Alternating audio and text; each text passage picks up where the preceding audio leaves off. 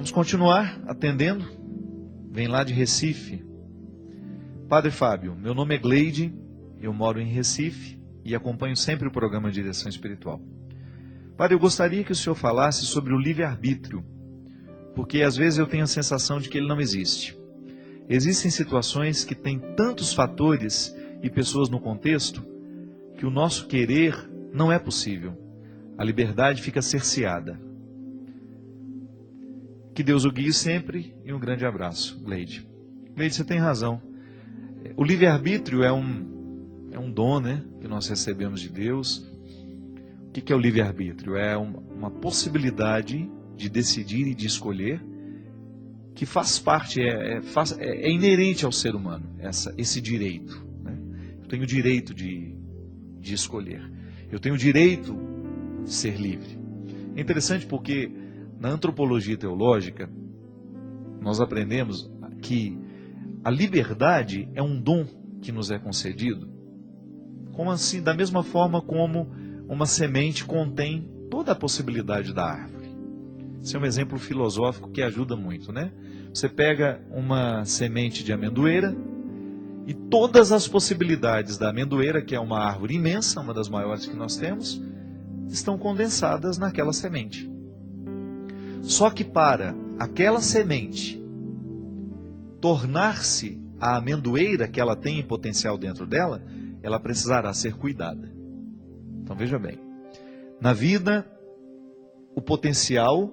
ter o potencial não é garantia de que aquele potencial vai se tornar realidade.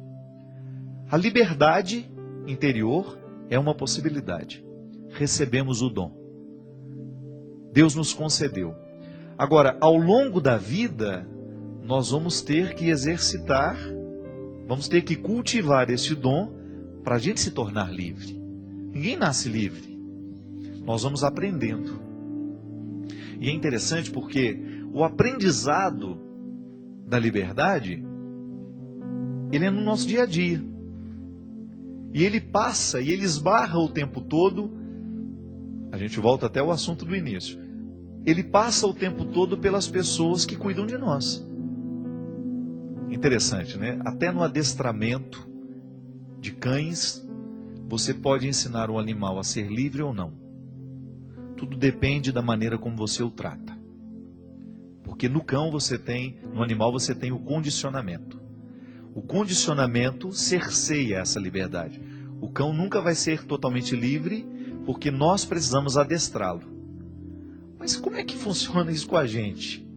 Como é que nós podemos analisar o cuidado com este dom sem que ele vire um adestramento?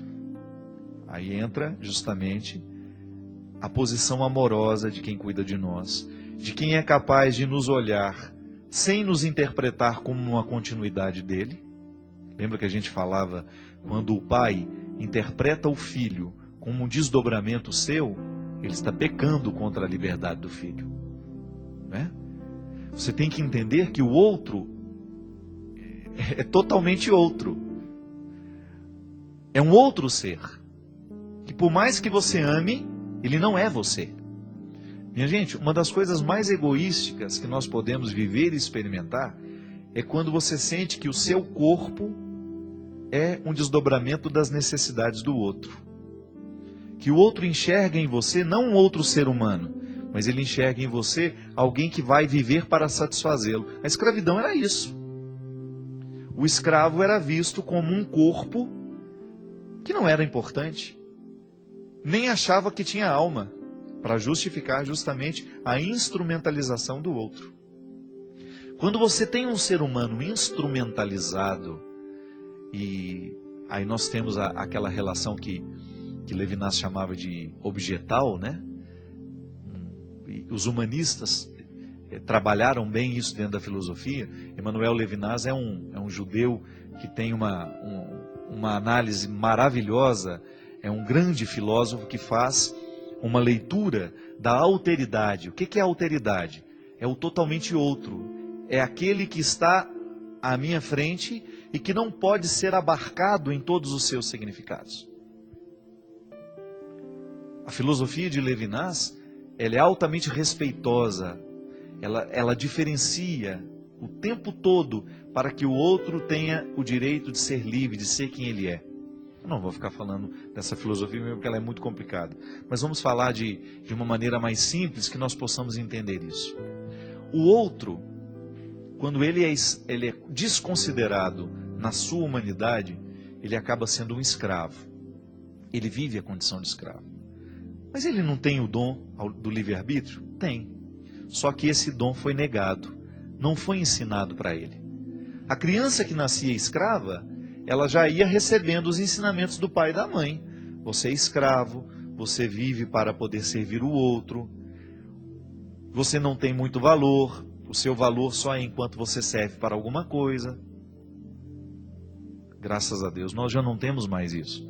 Muito embora em alguns lugares do mundo esse regime ainda possa até acontecer de maneira velada, mas existe muitas vezes o trabalho escravo. Mas nós também podemos escravizar o outro de outras formas. Nós também podemos retirar do outro o poder de decidir. Como? Quando nós desconsideramos o respeito por ele. O livre-arbítrio, Gleide, ele é um dom tão precioso que se você descuida, você corre o risco de permitir que o outro quebre, de tão frágil que ele é. No meu livro Quem Me Roubou de Mim, eu trabalhei justamente essa questão. Como é fácil a gente perder o poder de decidir. Como é fácil a gente entrar dentro de um processo vicioso em que o outro manda na gente. É interessante demais analisar e sofrido, né?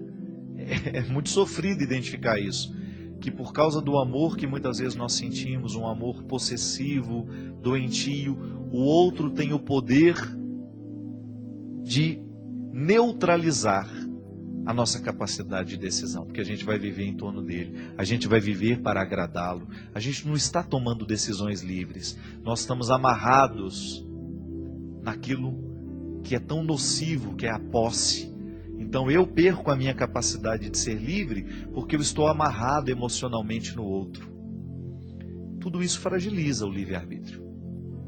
Porque a antropologia cristã vai nos dizer que nós somos livres, nascemos livres, mas este dom precisa ser exercitado. Então todos os dias eu tenho que libertar a minha liberdade. Vamos recordar isso. Vamos repetir isso. Todos os dias eu preciso libertar a minha liberdade. Eu preciso reassumir o meu compromisso comigo. Eu preciso passar uma faxina, passar o pente fino nos meus relacionamentos para descobrir, será que um deles está me escravizando? Será que esse meu amigo me escraviza ou ele me liberta? Será que o meu relacionamento com o meu marido, o amor que eu digo sentir por ele, é de escravidão ou é de libertação? Será que o amor que eu tenho pelos meus filhos, ele escraviza ou ele liberta? É uma análise dolorosa de ser feita, porque muitas vezes nós vamos chegar à conclusão de que, em nome do amor, nós retiramos do outro a capacidade de escolher. Por exemplo, uma outra forma de perder o livre-arbítrio é a droga. Você tem ali uma pessoa que, de repente, aos 15 anos de idade, fuma o primeiro cigarro de maconha. Experimentou a maconha, depois ela vai se acostumando com o efeito que a maconha provoca nela, ela começa a fumar a cocaína. E ela ainda tem o poder de dizer, eu vou fumar hoje ou não. Aí a cocaína, por ser uma droga que vicia um pouco mais, vai retirando ainda mais a capacidade dela de ser livre diante da droga. Até chegar um momento em que ele não sabe mais renunciar à droga. E é tão louco isso, minha gente, porque veja bem, ele sabe que a droga mata, ele sabe que a droga só prejudica, e por isso que já chama droga, e mesmo assim, ele não é capaz de dizer não a ela. Já não existe liberdade. O que a droga faz na vida de um viciado? Vai minando a liberdade. Vai minando a capacidade de decidir. E aí você tem, eu não preciso nem dizer, você vê aí na sua rua, você tem dentro da sua casa, você tem dentro da sua família, pessoas que estão amarradas que perderam a capacidade de serem livres, que estão viciadas, que estão se destruindo. Hoje mesmo, a reportagem do Rio de Janeiro, mostrando dessa internação compulsiva, como é que é o nome da compulsória, né? Quando você pega a força e leva embora.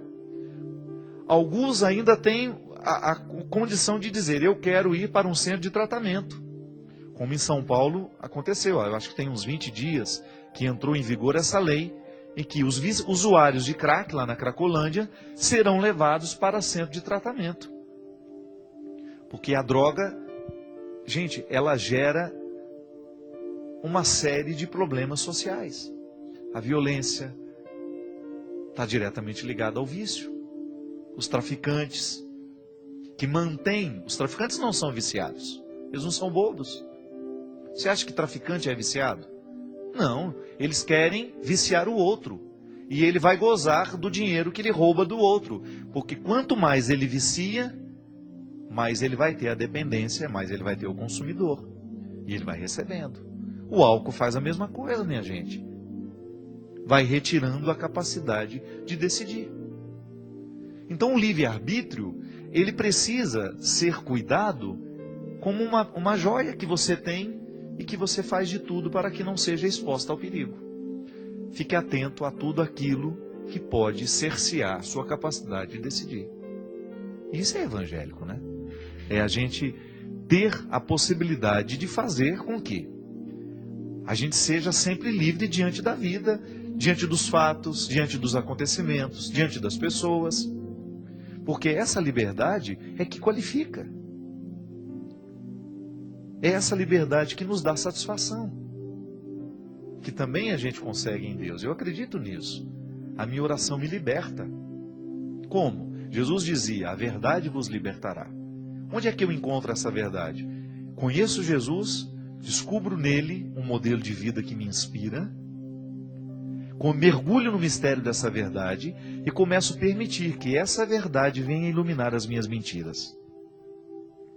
Eu olho para a coerência de Jesus e começo a iluminar as minhas incoerências. E aí eu tenho o caminho a ser seguido. Então, da minha incoerência à coerência de Jesus, há um caminho a ser traçado, a ser andado. Eu vou andar essa distância. Então eu vou me exercitar todos os dias para que não prevaleçam as minhas incoerências, mas prevaleça a coerência de Jesus. Conheço a sua palavra, eu leio os evangelhos, eu descubro como pensava Jesus e quero pensar assim também. Não é assim que a gente se identifica? Não é assim que você admira o outro e acaba querendo ser um pouco como o outro é? Só que nesse caso, nós estamos falando de uma adesão existencial. Não é só admirar. A proposta de Jesus é revolucionária. E a primeira revolução que ela faz é na nossa vida. Então eu olho para as minhas misérias e a partir da proposta de Jesus, começo a trabalhar as minhas misérias. Eu olho para as minhas imaturidades e vou buscar a maturidade que eu vejo nele. E minha gente, Jesus foi livre, livre, livre. Se você pega os evangelhos, Jesus em nenhum momento está amarrado ao poder, Jesus em nenhum momento está amarrado às pessoas, Jesus em nenhum momento está amarrado à própria autoridade que ele tinha. Ele era livre. E ele ensinava o tempo todo a liberdade. E nunca imposição. Nunca havia uma imposição na sua fala. É se você quiser, se achar que é melhor. Essa proposta, através da proposta, ele motivava o outro a ser um seguidor. E quando a gente encontra alguém que nos faz livres, nós não queremos mais ficar longe dele. Quando nós encontramos amigos de verdade, que provocam dentro de nós essa sensação de ser livre, de você não querer o que é ruim, de optar livremente por aquilo que é bom, meu Deus do céu, isso não tem preço. Quando você encontra um modelo educacional que provoca isso no seu filho, que faz o seu filho ser livre para optar por aquilo que realmente é melhor, Seu filho ser capaz de dizer: eu não quero me drogar, eu quero estudar, eu quero ser alguém na vida, eu quero lutar, eu quero trabalhar. Não tem preço isso. Você sabe que o outro está bem encaminhado. Não é? A bem-aventurança? Estar bem-aventurado é estar bem encaminhado. E isso não tem preço. É uma satisfação quando você descobre que o seu filho foi educado para ser livre. Eu não preciso ficar proibindo, eu não preciso fazer cercas. O meu filho sabe o que é bom. Meu filho aprendeu a apreciar as coisas boas da vida. E isso o tornou livre. Ele não ficou amarrado. Ele foi educado de um jeito que o espírito está liberto. E com isso as escolhas da vida serão sempre mais saudáveis. É o que nós precisamos, minha gente. Todo santo dia nós precisamos olhar para nós mesmos e reconhecer: eu estou livre, eu estou preso, onde é que eu estou preso e o que eu preciso fazer para que essa liberdade volte a ocupar o meu coração. Porque sem liberdade não há felicidade, não há realização humana. Por isso, o seu compromisso com você é, diariamente, libertar a sua liberdade. À luz do céu, à luz de Deus. Que a sua religião, que a sua opção por Jesus lhe faça querer esta liberdade todos os dias. Para que você não aprisione pessoas, nem seja aprisionada por elas. Para que você não seja vítima das suas mesquinharias e nem seja vítima das mesquinharias do outro. Porque o homem livre, a mulher livre, na hora que esbarra na mesquinharia do outro, grita a sua alforria e vai dizer, vai estabelecer: aqui neste espaço eu não permito que escravidões sejam colocadas como propostas de vida. Não queremos ser escravos, queremos ser livres. É o que eu desejo a você. Porque se Deus quer a sua liberdade, se Deus o tempo todo nos motiva a viver essa liberdade, é nossa resposta amorosa de querer essa liberdade, motivando-a com as nossas atitudes, com as nossas escolhas. Obrigado pela companhia, obrigado pela confiança. Que Deus abençoe você, sua família, e lhe dê cada vez mais o cuidado com a sua liberdade. Ele que é Pai, Filho e Espírito Santo.